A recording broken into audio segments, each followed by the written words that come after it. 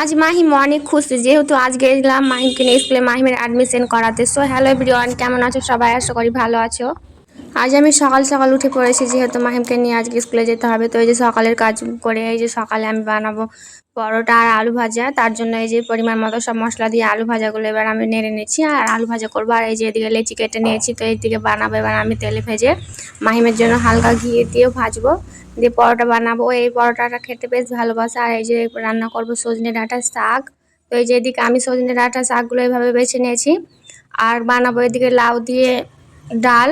তো এই যেখানে আমি কুকারে লাউ ডাল দিয়ে বসে দিয়েছি আর এই যেদিকে আমি করছিলাম আলু ভর্তা। তো এই যে এদিকে আমি দুপুরের খাবার দাবার খেয়ে ফাইনালি মাহিমকে নিয়ে চলে গেলাম আমি স্কুলে অ্যাডমিশন করাতে।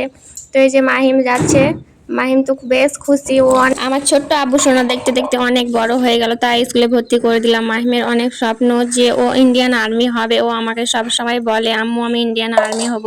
তোমরা গাইস সবাই মাহিমের জন্য দোয়া করো, মাহিম যেন ওর জীবনে সাকসেস হয়।